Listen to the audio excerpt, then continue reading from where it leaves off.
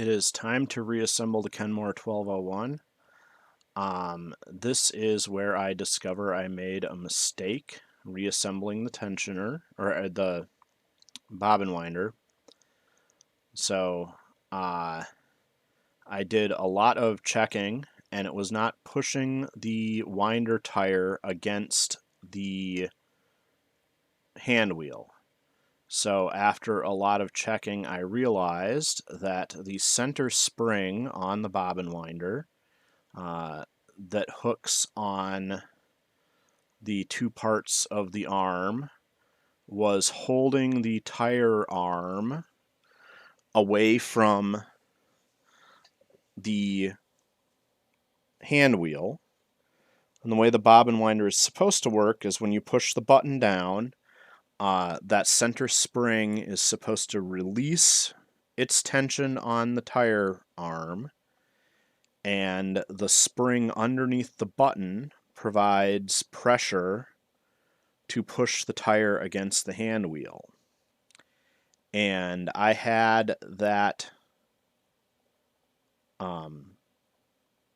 spring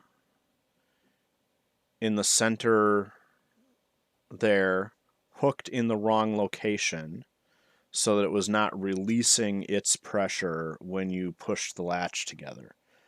There's two hooks on the ends of that spring. There's a long arm and a short arm.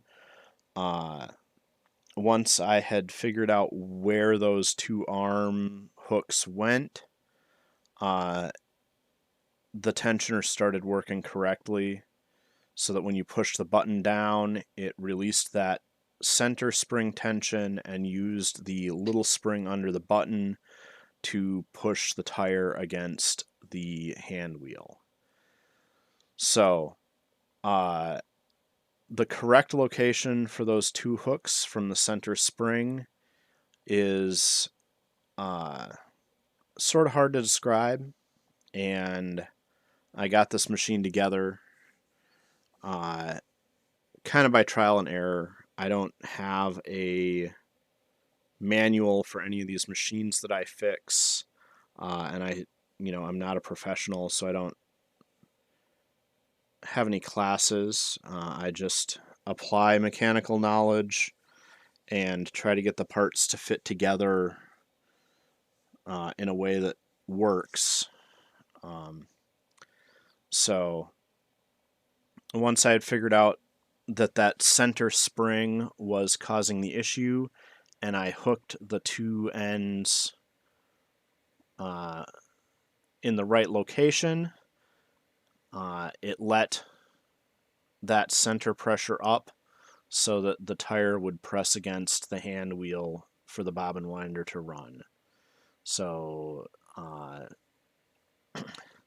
that was the error I made there. And I am replacing the belt that came with this machine. It is a bit old and misshapen, but it seems to be in functional shape. I was going to replace it, but I couldn't get a belt delivered before I had the bobbin winder freed up.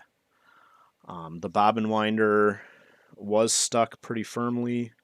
I ended up having to heat it, but luckily when I applied the torch, I was able to warm it just enough to free it up without burning the paint off. So I'm pretty excited I didn't have to refinish the bobbin winder.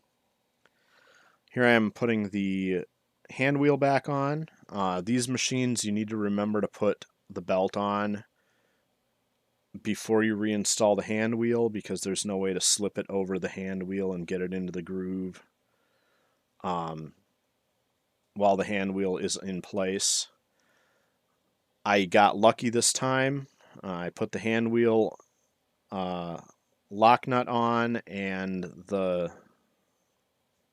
clutch wheel, thumb wheel, release wheel, I don't remember what that exactly is called, on, and it locked the machine, or locked the hand wheel to drive the machine, and clutched the hand wheel free when I untwisted it.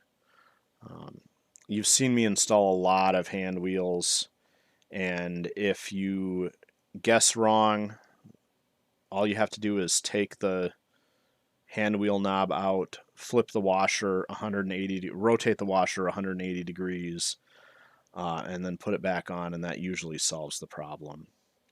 So it's time to reassemble the rest of this machine. The needle plate here has got 2 screws for the needle plate over the feed dogs, and the bobbin case cover slides in place, and it is removed and inserted by just sliding it partially open and lifting it gently and turning it sideways to release the spring clips that hold it in place. So reinstalling it, you just have to get one of the spring clips hooked, give it a little rotation, and the other, so that the other spring clip can go into place, and then snap it back and it slides right away. So I'm oiling the machine again as I assemble it, because remember, this machine was very stiff when we got it, and fresh oil to work into all of those slides and bearings and shafts will help flush the old oil out and free the machine back up. So the top cover, because this machine does not have a light in it, the top cover should be installed after the front cover, or the nose cover, or the head cover, because that cover doesn't usually come off, even for oiling.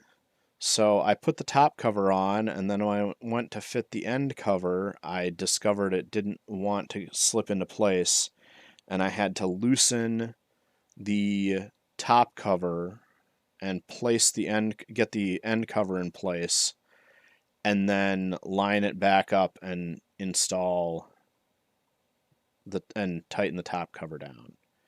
I did remember when installing the end cover here that the tensioner needs to be unscrewed to make room for the top hook on the end cover to slip into place, and then once the end cover is in place, you can tighten the presser foot tension knob back down. The 1201 here is a quote-unquote low-end Kenmore. You know, it didn't have the light in the end of it, or it didn't have a work light. The tensioner on it for the presser foot tension is just a screw-in style. It doesn't have the push button pop-up like the 1207 does. And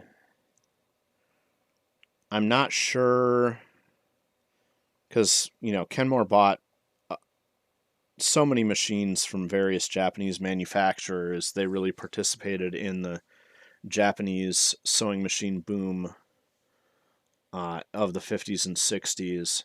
I don't know. Typically, the nomenclature for Sears of this time is that 148 was the manufacturer or factory that the machine came from, and then there was a model number.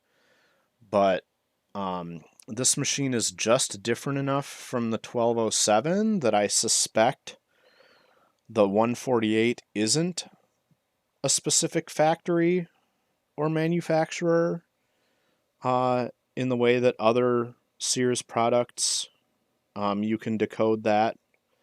And I haven't found any reference online as to exactly who, but also there isn't a good reference of every manufacturer of sewing machines post-World War II in Japan.